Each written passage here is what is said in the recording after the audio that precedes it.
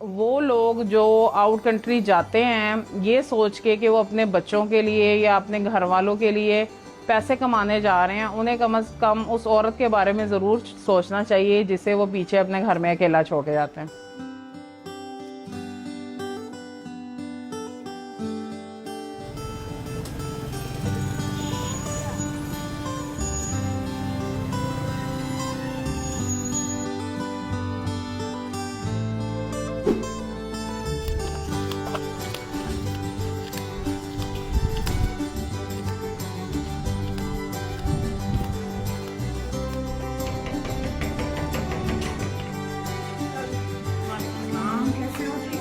मेरे मियाँ जिस वक्त हमारी शादी हुई तो उस वक्त वो मेडिकल रैप की जॉब करते थे। बिल तरतीब मेरे 5 बच्चे पैदा हुए, 3 बेटियां हैं, 2 बेटे हैं मेरे सबसे छोटे बेटे की पैदाइश के बाद मेरे मियाँ जो हैं वो आउट ऑफ कंट्री गए इटली के लिए, लेकिन ये उस वक्त वीज़ा प्रोसेस नहीं थे, वो इलीगल तरीके से बॉर्डर क्रॉस करके तुर्की के रास्ते यूनान और यूनान से फिर आगे इटली के लिए गए, और इस सारे प्रोसेस में उन्हें तकरीबन 2 साल का टाइम लग गया था। और उन 2 साल के बीच में मेरा उनसे किसी किस्म का कोई राब्ता नहीं था। इवन दैन मुझे ये भी नहीं था पता कि वो ज़िंदा हैं या उनकी डेथ हो गई है।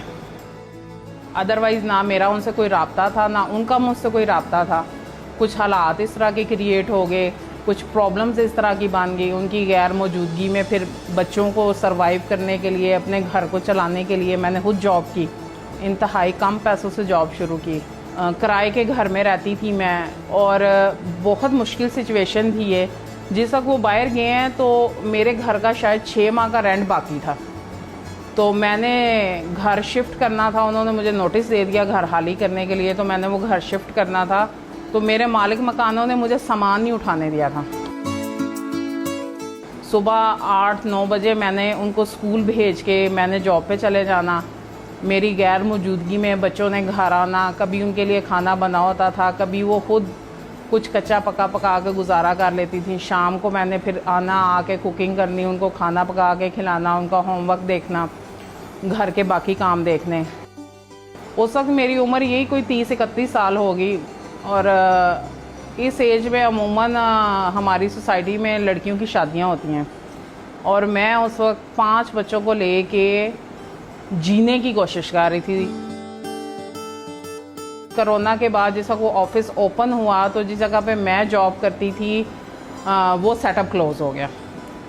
जिस वक्त वो सेटअप क्लोज़ हो गया तो 1 साल मैंने इंतहाई मुश्किल में गुजारा। आपको मैं वो वर्ड्स में बयान नहीं कर सकती कि शायद मैंने एक टाइम खाना खाया हो, शायद मैंने अपने बच्चों की फ़ीसें ना पे की हों। मेरे लिए बड़ा मुश्किल टाइम था। वहाँ पे मुझे एक चांस मिला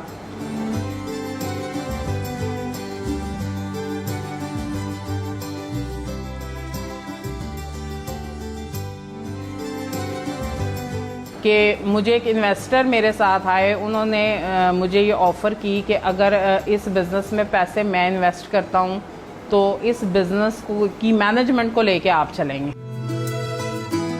मैंने गलियों गलियों, बाज़ारों घूम के, घर घर जाके अपनी प्रोडक्ट सेल की, एक स्ट्रॉन्ग बेस बनाई, और एक एम्प्लॉय से एक बिज़नेस मैनेजर का, और फिर उस उस बिज़नेस के पार्टनर की जगह ली मैंने।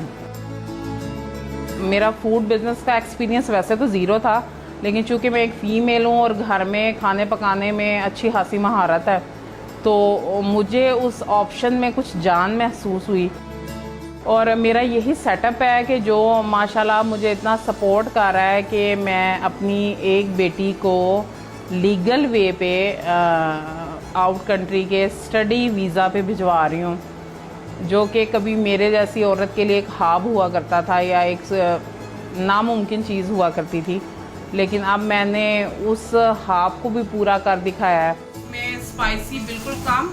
जिस वक्त मैंने ये सेटअप स्टार्ट किया उस वक्त मेरे हस्बैंड का कोई इसमें हेल्प आउट नहीं था, उनके अभी पेपर्स ही नहीं बने थे। मेरा उनसे कांटेक्ट हो चुका था, लेकिन उस वक्त तक उनके पेपर्स नहीं बने थे, वो वहाँ पे काम नहीं कर सकते थे, बल्कि वो फिज़िकली और मेंटली जो उन्होंने वहाँ पे बहुत मुश्किल हालात देखे उसकी वजह से डिस्टर्ब थे।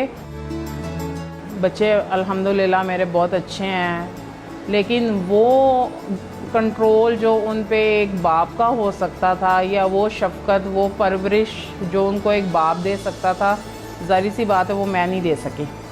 बल्कि मेरे नज़दीक शायद मेरे बच्चों के साथ ये ज़्यादती हुई है कि उनका बाप तो उन्हें अवेलेबल नहीं था, लेकिन उनकी माँ भी उस वजह से उनसे छिन गई।